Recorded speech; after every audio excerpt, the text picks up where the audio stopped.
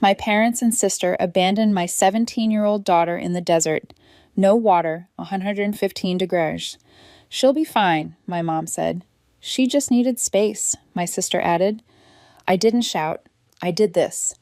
The next morning, my daughter was safe. Then they got the call, and their faces went completely pale.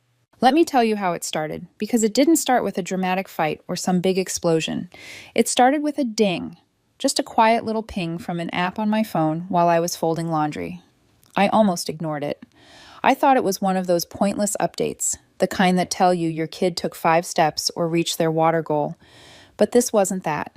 It was a low battery alert from my daughter's emergency smartwatch, Allison's. She's 17, a planner, the kind of girl who charges her phone at 72% just in case. So, a dying GPS signal from her, that wasn't normal. That was a red flag. I tried calling her first, straight to voicemail. Then I tried again and again and again. By the 4th call, my hands were sweating. Allison was on a weekend trip with my parents and my sister Claire. They'd asked to take the kids hiking, just a simple family getaway to Arizona. Claire's kids, Mason and Chloe, went too. Allison, being the oldest at 17, had hesitated at first. She didn't exactly have a sparkling relationship with my side of the family, but Claire had sent her a text. Let's start fresh. Just us and the kids. My mom had said something similar. Let us get to know her better. You could use a break, Rosabella. I had almost said no, almost, but Allison had looked at me and said, what if they actually mean it this time? I said yes. Now I couldn't reach her, and I had a notification telling me her watch was dying. So I did what any mother would do. I started lying to myself. Maybe there's no service. Maybe they're just out of range. Maybe she dropped the watch and it's sitting in the car. But I opened the GPS map anyway, and that's when everything inside me went cold. The dot on the map, Allison's last known location, was not near a road, not near a town, not near anything. It was a hiking trail deep in the desert, miles off the highway, surrounded by red sand, jagged rock, and a heat index that had reached 115 degrees Celsius by noon. I called my mom. She picked up on the second ring as if she'd been waiting. Oh, she wandered off a little, she said casually. She got upset over something, said she needed space. She's in the desert at noon. Claire chimed in next on speaker. She's being dramatic, Rosabella. You know how she is. I didn't say a word. Not a single one. I just hung up. Because if I kept listening, I would have said something I couldn't take back. And I didn't have time to waste on a fight. I opened my laptop, booked the earliest flight to Flagstaff. Then I pulled up an old number from my phone. We hadn't spoken in years, but once upon a time we'd spent a long summer hiking the canyons together. Him as a wilderness survival instructor, me as the over-prepared mom on the edge of burnout. He picked up after 2 rings. I need you, I said. He didn't ask why, just asked where. At the airport, I barely remember getting through security. My hands were still shaking, but my mind wasn't. There was a kind of clarity in the panic. A dark, cold focus I hadn't felt since childbirth, or maybe since my divorce. The kind of focus where you do not have the luxury of rage. You move, you act, you survive. I kept seeing her in my head. Allison with her ridiculous sun hat, her camera bag, her bottle of SPF 70.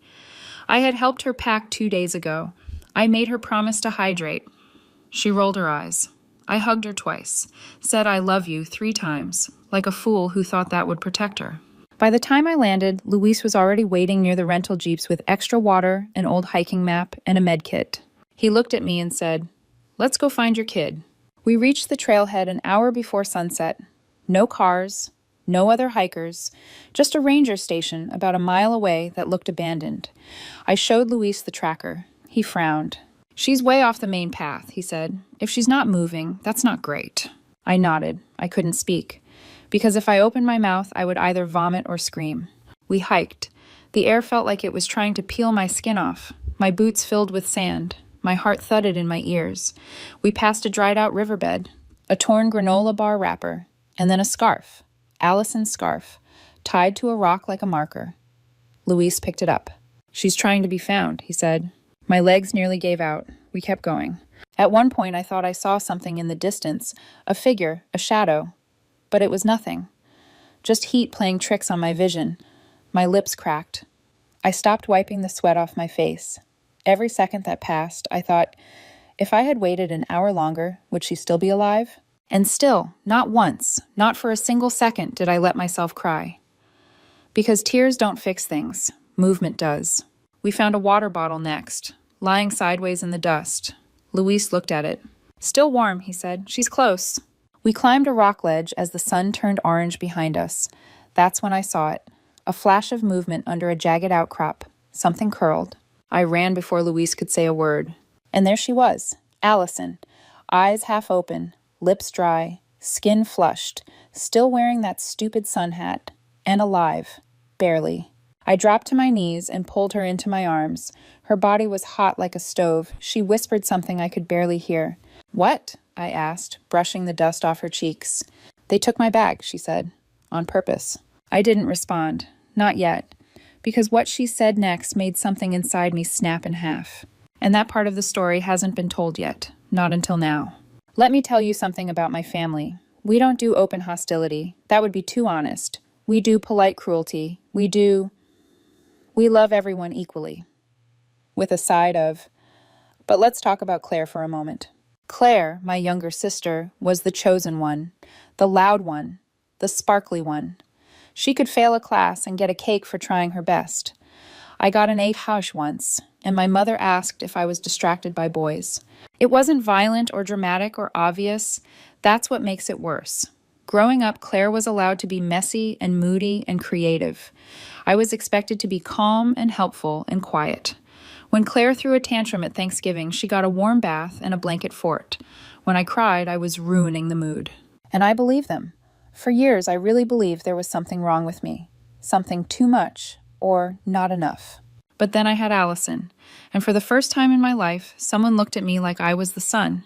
Allison wasn't loud or soft. She was sharp, observant, a little intimidating if I'm honest. She asked hard questions at 5 and didn't smile just because someone told her to. She reminded me of me, but better. My parents never knew what to do with her. They tried in their own way, bought her glitter pens and pink sweaters. She wore black hoodies and memorized state laws, just in case. So they smiled. They included her, until Grandma Rose stepped in. My grandmother Rose is a terrifying woman, the kind who sharpens her own garden shears and still mails handwritten thank you notes. She's 92, and if she told a tornado to wait until she finished breakfast, it probably would. She took to Allison instantly. Finally, she said the second time they met, someone in this family who listens. They were close, closer than anyone else in the family. I saw it happening, but I didn't interfere.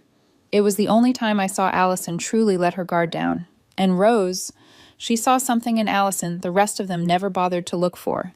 Last month, Rose invited me over. Tea, shortbread cookies, her will on the table between us. Half of everything I leave behind will go to Allison, she said.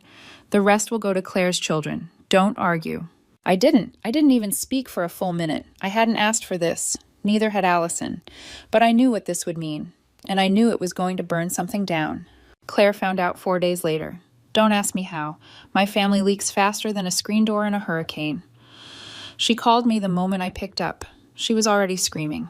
Are you kidding me? She shouted. That's 3 kids against 1. Are you seriously okay with this?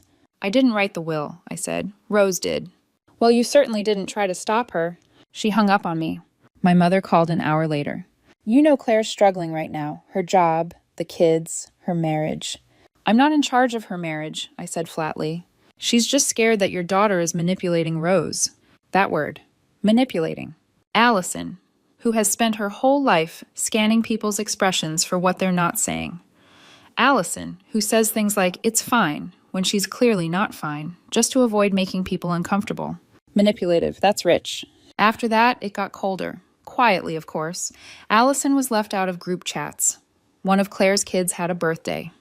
Everyone posted photos, except Allison wasn't in any of them, even though she was there. She came home that day and said, Do you think they hate me? I said no. I lied. Then came the sudden invitation. Let's take the kids out to Arizona, my mom said on the phone. A little bonding trip, no pressure, just Claire, the cousins, us, and Allison. I asked, why now? Mom said, she's family, we should all try. Claire sent Allison a follow-up text. Let's start fresh, for real this time. Allison stared at her phone for a long time. Then she said, "What if this time is different?" I should have said no, but I wanted to believe it too. I helped her pack, made her triple check her charger, her SPF, her backup snacks, gave her the lecture about hydration. She rolled her eyes. "You act like I'm hiking through Death Valley alone," she said. I didn't laugh. Before she left, I hugged her twice, told her I loved her 3 times. She rolled her eyes again, but she smiled a little too. Then she was gone. According to her, it happened on the 3rd day. They were hiking a dry ridge somewhere west of Flagstaff. Claire said, "Go take some pictures by the rocks up ahead. We'll wait here." So she did. She walked ahead, camera in hand, excited, trusting. She said she turned around 10 minutes later, and the car was gone. At first, she thought maybe they'd driven around to meet her on the other side. Then she realized her bag was missing. Not her day pack, the one with just her phone, watch, and water. Her main bag, the one with her backup charger, her emergency GPS pin, her second water bottle, her map, her trail mix, her ID, gone. She waited 2 hours before she stopped waiting. Then she wrote a note, slipped it in her sock, just in case. "My name is Allison. My family left me. My mom's number is in my camera bag. Please call her." That's what she told me at the hospital. But in that moment, on the rock, her body limp in my arms, she said something else first. "They took my bag on purpose." And I knew it wasn't just neglect. It wasn't just them being careless or cruel. It was a plan, a quiet, cruel, premeditated plan. Because if something happened to Allison, they thought the will would change. They thought it would go to Claire's kids instead. They thought they could make it look like an accident, like she wandered, got lost, couldn't handle the heat. They underestimated her. They always have. And me. They forgot who raised her. I didn't scream. I didn't even call them.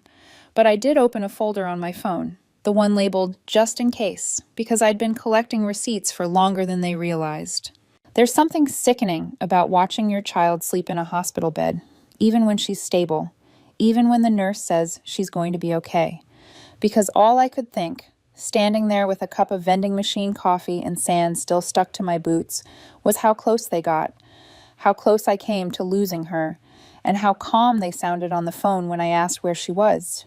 The doctor said it was heat exhaustion and moderate dehydration, not enough to be fatal, not this time, but enough that another couple of hours could have tipped the scale, enough that her kidneys were talking back and her heart was riding the edge of a rhythm line they didn't like. Luis sat with me in the hallway while they ran fluids through her IV. He didn't say much, just handed me a bottle of water and raised an eyebrow. I said, "They left her." He said, "I figured." I stared at the wall. "They took her bag." He nodded. They wanted plausible deniability. "Do you think it'll hold up?" Luis sipped his coffee and said, "That depends. Do you want to go quiet or loud?" I started with quiet. I made calls, pulled every photo I had, every text, every voicemail. The camera bag Allison had stashed under the rock ledge still had her vlogging camera inside. Because of course it did. She's 17. She documents everything. Turns out she'd been filming when Claire told her to go check out that ridge. The clip was shaky, but clear. Claire's voice. "Go get some good shots. We'll wait here." Allison responding. "Okay, I'll be quick." Then nothing. Silence. 10 minutes later, when the camera was still recording in her hand, she turned around and whispered, "Where did they go?" I uploaded the footage, saved it to 3 drives, printed the screenshots. Next, I pulled up the GPS log from her smartwatch. It showed her walking, pausing, backtracking, walking again, circling, sitting still. No movement for 2 full hours. Then, finally, my own icon arriving on the map like a digital crescendo. I didn't call my family. I didn't send a single text. But I did email Grandma Rose's attorney, a man named Benson, who once mailed me a handwritten apology for spilling wine on my coat at a New Year's Eve party 5 years ago. He also handled Rose's estate, her trust, and every update to her will since the 90s. Down subject line, "Send urgent," regarding the Arizona incident. I attached the video, the GPS log, Allison's hospital intake form, a scan of the note she left in her sock, a copy of Claire's texts inviting Allison to the trip. I didn't include commentary, just facts. Benson replied within the hour. "Received. Meeting with Rose tomorrow morning." The second call I made was to the local sheriff's office, not 911, not some frantic emergency line, just a calm call to a small town department near Flagstaff. I asked for the detective handling missing persons and trail incidents. I explained everything in short, clipped sentences. Did they report her missing? No. Did they leave the area after she vanished? Yes. Did they ever return to look for her? No. Do I have reason to believe they knew she was left behind? I do, and I can prove it. The officer on the line, Detective Moreno, listened without interrupting, then said, "Can you come in?" "I'm out of state," I said, "but I can upload everything, and I'm happy to file a sworn affidavit." There was a long pause. Then he said, "I'll send you a secure link. Don't send this over email." When I walked back into Allison's room, she was awake. Barely. She looked at me with tired eyes and said, "Are they coming?" I sat down beside her and said, "Not unless it's in handcuffs." She gave me a small, cracked smile. The next day, Allison's voice came back fully. So did her sarcasm. She asked the nurse if IV fluid counted toward her daily hydration goals. When she looked better, she said the words I hadn't let myself think. "I don't think they ever meant to bring me home." I didn't deny it. She told me the full story in pieces. How they stopped for gas and Claire took her emergency bag out of the car by mistake. How Claire had insisted she keep her main phone off so it could charge faster. How her cousins had been told. Allison's meeting a friend later. We'll pick her up on the way back. They had scripted the whole thing. I asked her if she wanted to report them herself. She said, "No, I want you to." I said, "Good, because I already did." That afternoon, I got the first ping from Benson. Subject: Arizona incident. Spoke with Rose. She's seen everything. You'll want to stay available over the next 2 weeks. This won't stay quiet for long. Then I got the second ping from Detective Moreno. We're preparing a formal report and request for charges: reckless endangerment of a minor, child neglect, failure to report a missing person. We'll be contacting the individuals directly. Still, I didn't call my mother, or my father, or Claire. Not because I was scared of what they'd say, because I already knew. Claire would say it was a misunderstanding, that Allison stormed off, that they waited hours. Mom would say I'm overreacting. Dad would say nothing, then send me an article about family reconciliation, with no context. I didn't want their lies. I wanted their silence. And I wanted other people to hear the truth before they had a chance to spin it. I posted nothing publicly, but I did update my emergency file, the one Rose once called the Family Fallout Binder. It now had a tab called Desert. Inside it, copies of everything I sent to Benson and the sheriff, a sign-in statement from Allison, her hospital discharge paperwork, a single sentence written in my own handwriting. They left her on purpose because she was in the way. The next time I'd see my parents, they wouldn't be alone, and they wouldn't be smiling. There's a special kind of silence in a family where everyone's waiting to see who explodes first. It's the kind of silence I walked into on a Sunday afternoon at my grandmother's estate. The brunch was already in motion when Allison and I arrived. The table was full. Claire was seated at the far end, too dressed up, too composed. My parents were pretending to butter biscuits like they hadn't left my daughter to die in the desert. And Grandma Rose. She was standing by the fireplace, cane in one hand, stack of papers in the other. You could hear the silverware clinking, but no one was really eating. Because everyone knew what this was, they just didn't know how bad it was going to get. We sat at the far end. I didn't hug anyone. I didn't smile. Neither did Allison. Claire gave us a tight-lipped grin, the kind you give to someone at a funeral you're pretending you didn't plan. Then she leaned across the table and whispered, "Can we talk after this?" I said, "Absolutely not." Grandma Rose cleared her throat. Everyone went quiet. This woman is in her 90s, mind you, but when she wants a room to go silent, it does. She looked at each of us like she was calculating how much oxygen we were worth. Then she said calmly, "Thank you all for coming. I have an announcement regarding my estate." You could feel it, the tension. Claire's entire face tightened, like a rubber band pulled to its snapping point. My mother sat up straighter. My father stopped chewing. Allison, to her credit, didn't blink. Grandma Rose continued, "Some of you have disappointed me profoundly. You tried to hurt what I love to preserve what you believe you're owed. You will not succeed." Claire opened her mouth. My mom touched her wrist like she was warning her not to make it worse. Then Rose lifted the papers in her hand. "Effective immediately, my estate will be inherited in full by one person." My dad whispered, "Allison? This is insane." My mom looked like she'd swallowed a pin. Claire exploded. She's manipulating you, she snapped. She's 17. She's unstable. She ran off on that trail by herself. She wanted attention. She nearly died, I said. Oh, please, Claire hissed. You probably told her to stage it. You're always pulling this martyr act. You left her in the middle of a desert. But she didn't have to go. You invited her. I didn't think she'd say yes. That stopped the room. Grandma Rose turned to Claire, voice like ice. So you admit you lied to her? Claire's mouth opened, then shut. She tried again. Nothing came out. My mom looked away. My father took a long sip of water, like he could drown himself in it. Rose stepped forward. I have reviewed the evidence. I have consulted my lawyer, and I have pressed charges. Claire's face dropped. What? The sheriff will contact you this week, possibly tomorrow. You can't do that, my mom snapped. She's your granddaughter. Rose looked at her like she was a stain. And Allison is my great-granddaughter. She has more of me in her than either of you ever did. I swear to you, the room could have caught fire and no one would have moved. Then Claire stood, and predictably, made everything worse. You always hated me, she shouted. You always wanted Rosabella to win. Rose raised a brow. You think this is about Rosabella? Claire turned to me. You put her up to this. I smiled for the first time all day. No, I said. You did. I just made sure people saw it. The following week, formal charges were filed. Reckless endangerment of a minor. Neglect, failure to report a missing person, attempted fraud, inheritance interference. My parents hired a lawyer. Claire hired a publicist. The group chat went dead. The Christmas invite was quietly canceled. Allison received a handwritten letter from Claire that opened with, I didn't mean for it to go that far. It ended with, please don't ruin the whole family over this.